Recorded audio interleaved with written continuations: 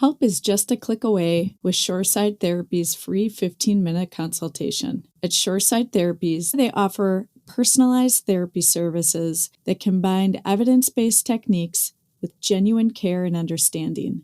They provide various solutions to make the therapy process more accessible, including virtual appointments and assistance with insurance benefits. Their team of licensed therapists is dedicated to helping you build resilience and confidence while navigating life's challenges. Join Shoreside Therapies on your journey to finding inner peace and happiness. Go to shoresidetherapies.com for a free 15-minute consultation and discover the benefits of counseling. At Shoreside Therapies, again, shoresidetherapies.com, and schedule your free consultation right online. Welcome to the Wisconsin Wellness Podcast. I'm Laurie Groh, your host, mental health therapist, and practice owner. Each month, we'll showcase a central theme and provide weekly practical hacks, inspiring interviews, and valuable advice from wellness professionals. Our aim is to help you streamline your wellness and mental health journey. So let's start the show. Hi, welcome to the Wisconsin Wellness Podcast. I'm your host, Laurie Groh. Today we have Rhonda Noordyk with us, founder and CEO of the Women's Financial Wellness Center. She's the host of the podcast, Divorce Conversations for Women, a public speaker, and a CDFA financial expert who understands that divorce can be a complicated and painful journey. This is what drove Rhonda to leave the financial industry in 2014 to pursue her passion of helping women achieve financial justice and financial wellness in their divorce. She refers to her work with women as a different kind of divorce experience, one that leads to empowering moments and living a happy and fulfilled life. Thank you so much, Rhonda, for being here today. Thank you for having me. Yeah, I love that bio because that justice piece stands out to me. Sometimes women that are going through that stage of divorce can sometimes feel like they might be in that victim space. Yeah. To me, that word lifts me up of not dominating, not taking over, just equity, just a fair situation moving forward and one that you can feel good about. At least that's my takeaway from that. I mean, so obviously I am based here in Wisconsin. My headquarters is here. I work all over the country, and it's always interesting to me. I think we get really sometimes too close to our situation and it feels overwhelming. But I will just say the justice piece, the advocacy piece is just as important here in Wisconsin as it is in many of the other states that I work in. And I think the misperception sometimes is, Rhonda, Wisconsin's a marital property state. It's 50-50. It's easy peasy and we're going to move on. Mm-hmm. And I will tell you, it's not. And the clients that are your clients or the people that are listening, their experience tells them something other than that usually. So I spend most of my day helping women in particular navigate through those pieces, ask better questions, show up to mediations or court hearings or meetings with their attorneys more prepared, having a better understanding around the financials, and ultimately having a greater confidence around the money. And, I said when I started my business 10 years ago, after having left the financial industry, I said, you know what? If I can help one woman improve her relationship with money, I now have empowered her for a lifetime. And my relationship with them as it relates to helping them through this is on a limited scope. I come in usually when they're contemplating, trying to decide if they're going to stay or go, not really sure, but really want to get a good handle on the financials. And then depending on if they move down the path with legal separation or divorce, I'm with them through that. And then we make sure that we get everything wrapped up on the back end, get them pointed in the right direction. So I have an opportunity to really influence and impact not only their relationship with money, but help them get a better outcome. Right. I would imagine that those, like the confidence piece long-term, but also the financial piece, those decisions impact them from here on out. Kind of going back around to what you were saying about the 50-50 idea of Wisconsin. So could you share a little bit more about what that actually looks like? Yeah, no, absolutely. And I mean, I think I always suggest that people have They're essential team. So you're the emotional, I'm the financial, and then we need somebody who can help with the legal side, right? And they can dial that in. They can dial it up if they need more support. They can dial it back if they need a little bit less. There's a lot of really good things that are going on with that. But I think at the end of the day, the perception is everything's marital and we're going to just divide everything in half. So we definitely do rely on the attorneys to help with what the law says about some of those things. But for example, the two key areas that we're looking at, obviously there's the custody and placement piece with the kids, but my focus, of course, is the financial. So it's usually dialing in property division and support, meaning child support or alimony or maintenance. And I think, so a quick example of that is related to, let's just say, support. One of the misperceptions is that, hey, well, we're going to put the numbers in the calculator. The attorneys are going to run the support calcs and they're going to come back and here's what it is. And one of the things that I have said over the last 10 years, and it keeps getting affirmed every conversation I have, is the numbers in that calculation, they're only as good as the numbers we're putting into the calculator. Yep. So if we have a spouse who owns a business or gets a bonus or has executive comp or all these other things, how are we looking at that income? And it's not black and white. In fact, nothing is really ever black and white, as much as we like to think it. And here's the hesitation, I would say. I think that a lot of times, because people say, oh, it's 50-50, it's easy. And I'll just speak to our female comrades, is that we then stop asking good questions. We stop leaning into the conversation. Yeah. We stop asking for what we maybe want or need because we're like, oh, it's just going to be, it is what it is. Yeah. And I would say it's not, it is what it is. So that's the support side, is what number are we using for the support calculations? And what does that mean for them? Like, we have the attorneys run those calculations. And if there's a woman who has been out of the workforce, they will often say, hey, we're going to impute income, which my attitude on that is, well, you can either be working with monopoly money that you're supposed to could be making, or you actually have, a job that you're making money. It's not a perfect science, right? So once we have those attorneys crunch the numbers and we can go back and ask some additional questions and we understand what it means for them, then women can be empowered to make a good decision on what's my best case scenario, what's my worst case scenario, and then ultimately, what does that mean for me? And I've got an analysis that I'll do with clients where we'll take a look at those calculations and what it means and we can see the disparity. So there's times when it feels like there's going to be a big giant disparity, but after taxes and support and expenses, we can say, actually, no, that there is a pretty tight range in what each of you is going to have after this is over. And there's other times where it's like, holy smokes, there is a giant disparity in net after tax, after expense, after support number, where we've got somebody who's in the black significantly and somebody who's in the red. And you're like, okay, we maybe need to go back to the drawing board. I see that probably a little bit less in Wisconsin than in some of the other states, but it definitely is there. Wisconsin has that support calculation that pretty much all the attorneys use. The other piece of it, though, is property division. And property division is dividing assets and liabilities. What I would say there is, a lot of times what gets overlooked is what are the tax implications of maybe taking more retirement or taking less retirement, or capital gains on the sale of a home. It's just some of those details that I think really do matter. And we can dial that in to say, okay, now the reality of it is, in Wisconsin in particular, everybody's reading out of the same book, right? In a sense of the spreadsheets that we use and the tools we use. But the difference is, how are we looking at that? Because a lot of times my clients will say, hey, my attorney ran some of the numbers and here's what they're suggesting. And I said, okay, yes, and you have no retirement, you have no liquidity. Like, okay, but what's the impact of this going to be after the fact? Yeah. So that's, I think, where having a financial expert in your corner, I think, is really helpful. And I love the fact that I work across the country, because I think it really gives me a point of reference, a point of comparison.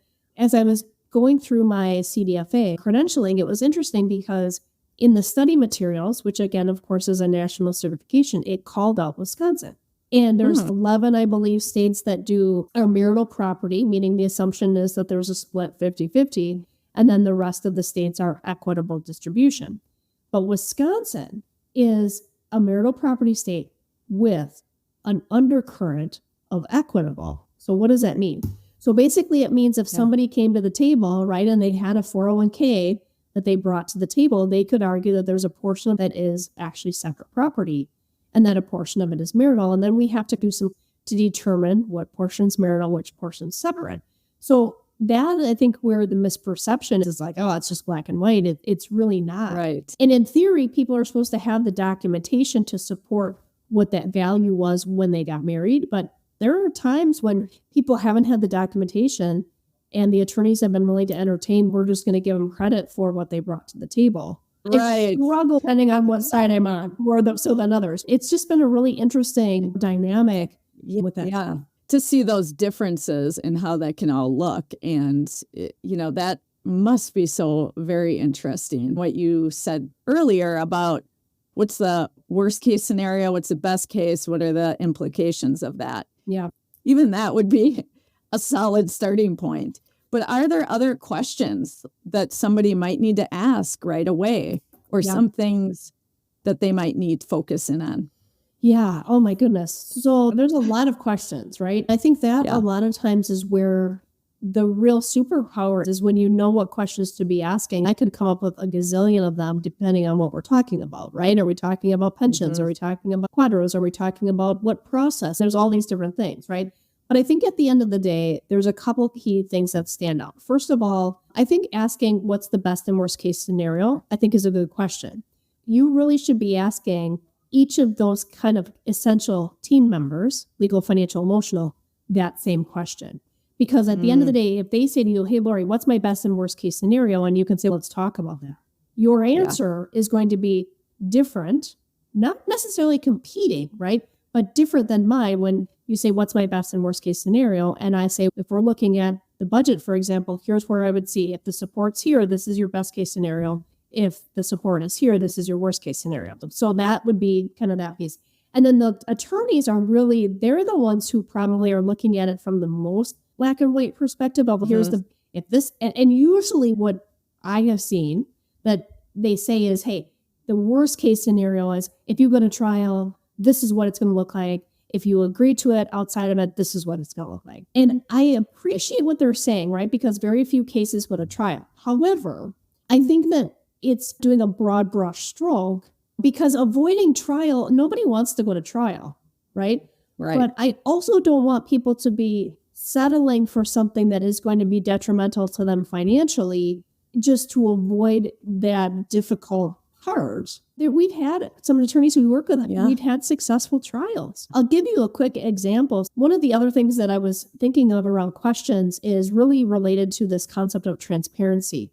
And what I mean by that is in Wisconsin, clients fill out a financial disclosure statement. So they disclose their assets and liabilities. They're supposed to disclose their assets and liabilities. And then, we combine that information. We put together a summary. In theory, both of those parties are supposed to, that's a legal document, right? They're supposed to be honest and transparent and all that. They're not. Right. They're not always. I mean, we like to think that people are going to be good, law-abiding citizens. So the question to that is, what if they don't disclose all of the information? And usually the answer is, yeah, they're supposed to, they have to, and if not, whatever. This is a kind of a bold statement, but there truly, from my experience, has not been a lot of accountability if somebody doesn't disclose assets and liabilities. Right. I mean, in theory, they're supposed to, like they can take it back to court and there's things that the attorneys can do, but usually they're like, oh yeah, we know he's supposed to disclose it. And so they implement or allow the client's ex to implement what I call the dam method, which is they dodge the disclosure. They just avoid it. They just avoid it. They avoid getting assets valued. Oh, that business is not worth anything. Oh, that classic car we have, that piece of junk.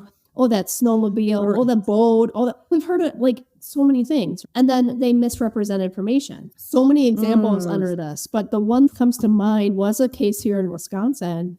And the couple had a business.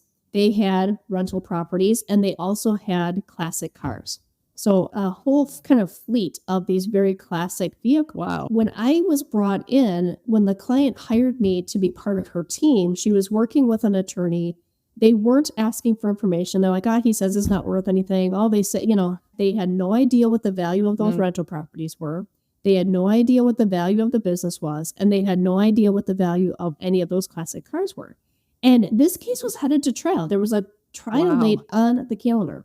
So I get involved and I'm like, listen, here's the thing. I think you need a different attorney. Yeah. So we kind of talked through that. I'm like, That's a listen, whole lot, it's a right? lot, That's a right? whole lot that you don't know. Right, that's right. Right? There was a lot there. And I said, okay, do you think that your attorney's advocating for you? Can you have a conversation? It's not like it's automatic, but we give them the opportunity to say, okay, what's the plan, right? If this case goes to trial, what's the plan? And she just really wasn't getting any answers. So I had an attorney that I've worked with, and I'm like, listen, I think we should have a conversation and see if this is a good fit. Anyways, long story short, she ends up switching attorneys. The new attorney and I worked together to be able to help her. There were several things that needed to get in place. Long story short, that case did end up going to trial, but we were able to get the valuations on all the rental properties. We were able to get the classic cars valued. It is a specialty area. We've got somebody that can help with that. Vehicles came in at right around $500,000 on the classic cars. Wow. And the rental properties were about the same. So she walked away with at least $500,000 that otherwise would have been left on the table. And the attorney that she was working with was so prepared that she had the experts, she had the documentation, she had all of the things that really positioned the client in the best way possible. And again, we got to weigh that stuff out. If you're hiring somebody to value the cars, and it was, let's just say $400 a car times 20 cars, you do the math, and it's not just chunk change, right? But you invest this and you get this sort of return.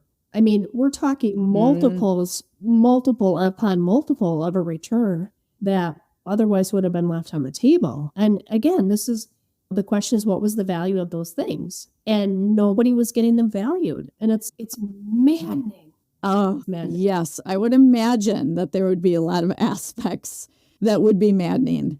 And I do see how that can happen. I could actually see how that could happen for myself, of just not fully understanding the value of something X, but you're not paying attention to, like, I wouldn't necessarily be drawn to paying attention to values of cars.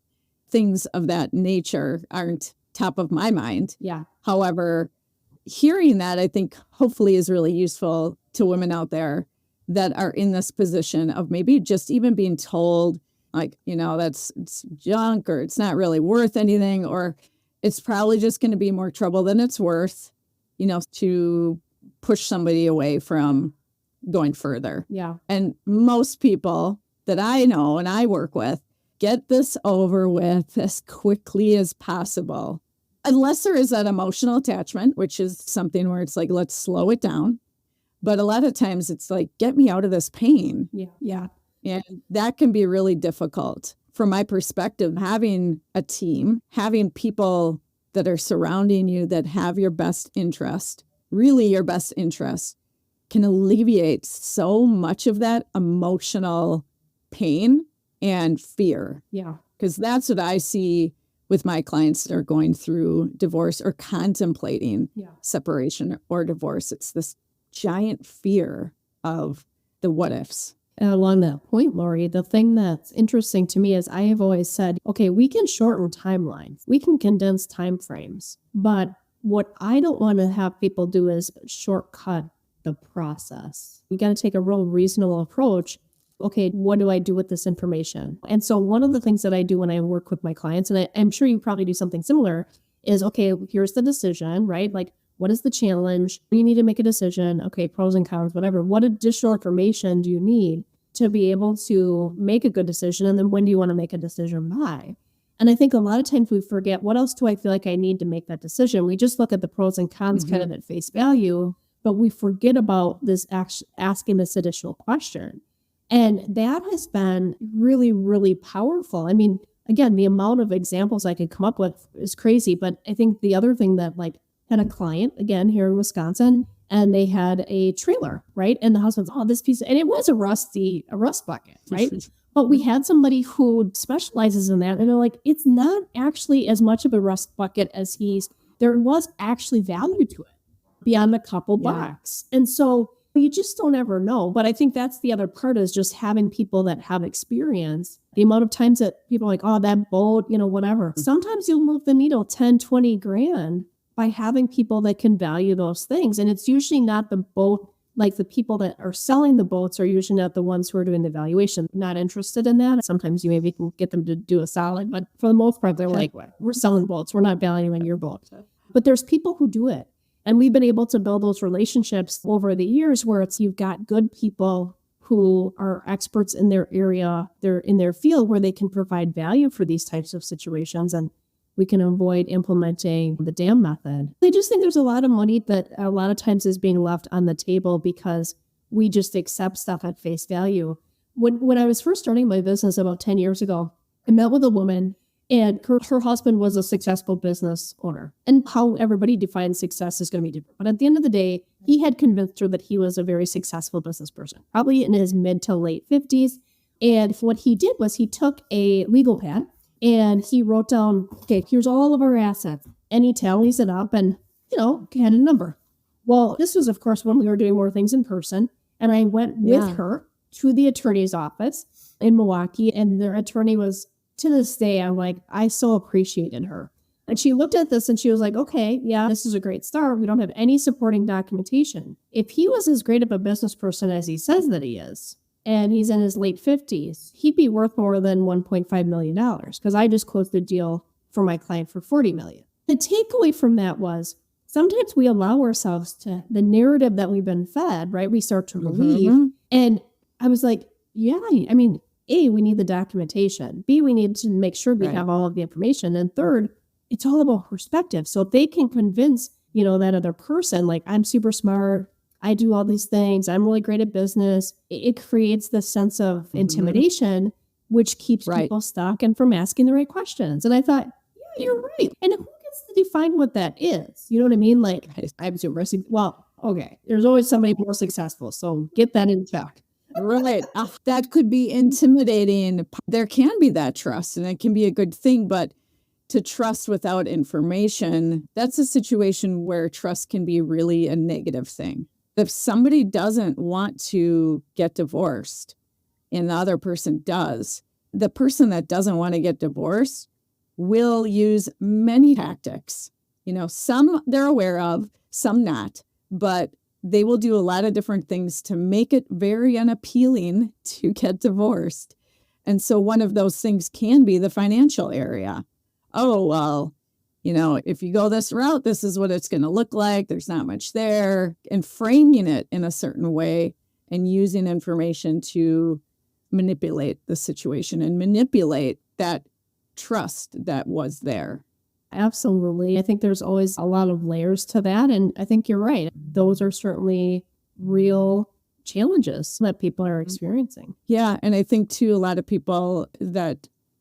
women that I work with don't want to have the question because it does feel like I'm not trusting this person. Yeah. It doesn't feel good. But reframing it into this is about the information and getting all the information. Yeah. Yeah. Probably not a good idea to just trust a notepad for gathering your information. You wouldn't do that in any other situation. If you were buying a house and the realtor just gave you a notepad of information, like, yep, this is working, that's working, inspection, same thing, you wouldn't take it. It's interesting because the thing I was thinking about as you were saying that is I think a lot of times people are like scratching their head like, Rhonda, is this really what goes on? And all I can say is, yeah, not every single time, but the majority of the time there's this stuff that happens and they're either implementing the dam method or they're trying to control the narrative or they're trying to control the situation. And there's bullying, like, hey, if you don't make a decision within 24 hours, I'm pulling the proposal and this is going to be the best you're going to get. And yeah, this stuff happens. And it's not just in Wisconsin, it's all over the country, but it is happening right here in Wisconsin. And all I can say is it's unsettling, it's uncomfortable, but this is why we're doing the work we're doing. I've been doing this work for 10 years because it's not easy and it's not simple, but we've been making a difference. One person, one question, what's the next best thing that you can be doing? And empowering women to navigate through that has been great. I mean, we have, and I probably need to update the numbers because I think these are probably a year old at this point, but $22 million over the last 10 years that have been moved into the hands of women that otherwise would have been left on the table. But I think the other piece to that is, yeah, but Rhonda, what about the guys? Yes, and don't hate men, right? Not in the intention of taking them out at the knees, but at the end of the day, we're falling short on navigating through it to split things as they should be for a variety of different reasons. And it's impacting women's lifestyle after the divorce is over by to the tune of 41%. And I'll tell people like, okay, if you took your mortgage or your rent payment and you multiply it by 41% and you subtract that, you now went from a $2,500 living expense right on the mortgage to something significantly less than that.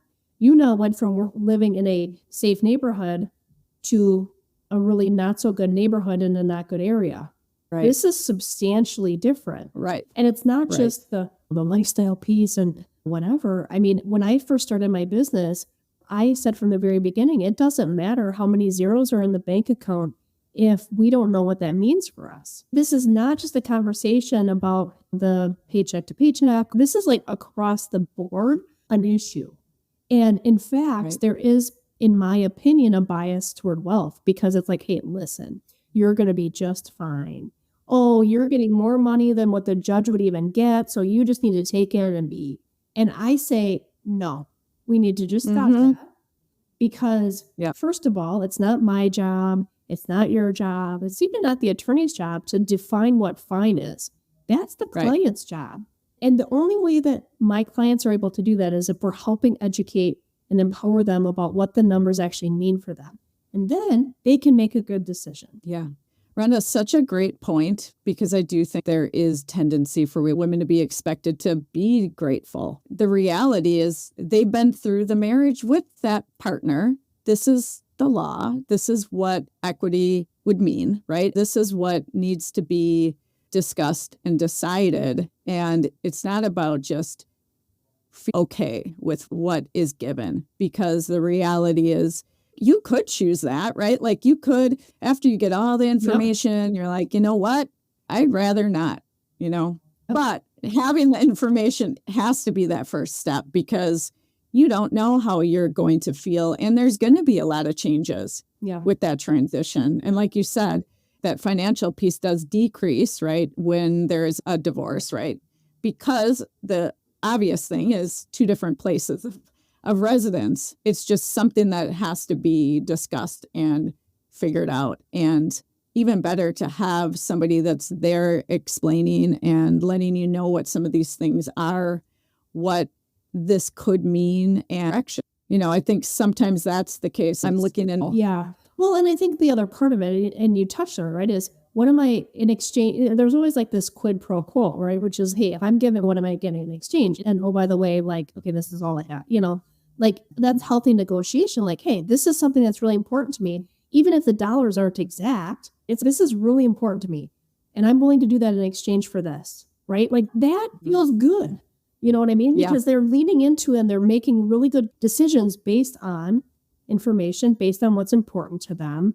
And I think most of the women are grateful, but it's not, hey, you should just be grateful for whatever I'm giving you because I'm doing you a favor and, we're moving on. I mean, that's crazy, Tom, right? There was a client I was working with, again, here in Wisconsin, and they were doing the collaborative model. And I remember she had called me after she got out of that meeting and said, yeah, basically they had to ask the husband to step out because he said, I just feel like she's winning the lottery. And they were like, no, you need to take a break. And that was his mindset, right? And I get it when you're the one who, again, there is this aspect of, yes, you've worked hard. Yes, you've contributed, but both parties have. It has been a partnership. And that client actually ended up in a really good place after, really was able to move forward, but so was he. And so, just really quite the process with that. But I just want people to be encouraged. I want them to be empowered. I want them to know that even if you haven't handled the finances before or had limited access to knowledge and experience around the finances, you can do it. It's going to take a little bit of time, and you got to get the right people who are going to encourage you and create this safe environment where you can ask questions. No stupid questions. You can ask questions, learn, so that when you get through the end of this process, you're in a better place. You're in a better relationship with money than you were when you started it. And you know how to think. You know how to evaluate your options. so that even after the divorce is over, you're able to analyze the data and make really good decisions. Right. It goes back to planning for the long term, right? Not just I learned this and then we move on. It is now I understand a bit more about those decisions that I might need to make. So Rhonda, this was so fascinating and I want to talk to you for about 8 more hours. We talked a bit about that feeling of being overwhelmed, right? And I'm wondering if there's a takeaway, maybe some resources you could share, something that somebody could get started with, and you could give your information as well. Yeah, no, absolutely. So the first thing is I do offer a free mini course that people can sign up for. We can include it in the show notes, but it's 6 steps to getting a fair financial settlement. And you might say, Rhonda, what's fair? The caveat to that would be, I want you to define what fair is. I want to just help you, give you the framework to be able to do that. Then the second thing, I am going to be coming out with a journal. So people can sign up to be on the list for that. It's not going to actually get published until the end of the summer. It's done, but we're just working behind the scenes. And really the title of that is called Bold Beginnings. And it's going to be a combination of a little bit of my money story. And then we're going to take everybody through the acronym of confidence with a little bit of a narrative and then some really practical, simple and practical things that people can be doing to help improve their relationship with money, particularly if they're kind of knocking at the door of considering going down the divorce path. Nothing to say that they have to go down that path, but certainly helping them be prepared if and when that time comes. Yeah, that's very cool. That's great. Absolutely. Awesome. So Rhonda, could you share, I'll put the links in the show notes, but do they just go to your website and schedule that consult right online? Yeah. So basically they can go to my website, wfwcdivorce.com. They will see a couple things on there. They can read some blogs that we have. We've got my podcast on there called Disrupting Divorce Conversations for Women, so they can check that out. And then also they can grab a copy of the mini course on there as well. So it's kind of a one-stop shop kind of place. And I would love to be able to help support them no matter where they're at in the process, just helping them. I would say the one thing that I would say is don't sign anything. Because I mean, there's so many times when I get stuff, I'm like, oh no, So if you're in that space, don't wait to reach out. We don't have to be drinking out of a fire hose. You don't have to be backed into a corner, feeling like you have to make it. We can take this at a more reasonable pace, and we've got some ways that we can help people do that. But heading to the website, I think, is a good first step. Yeah. So thank you so much, Rhonda. It was nice talking with you today. Yeah, thank you so much for having me. All right. Take care. Thank you for joining us today on the Wisconsin Wellness Podcast. Remember, your well-being is a priority, and we're here to help support you every step of the way. If you've enjoyed today's episode, don't forget to rate, review, and subscribe to our podcast for more inspiring content on health and wellness. You can also join our Facebook group to connect with Wisconsin wellness providers by clicking the link in our show notes. Take care of yourself and remember that your well-being is a journey, not a destination. We look forward to you joining us again next time on the Wisconsin Wellness Podcast. Until then, stay well and stay inspired.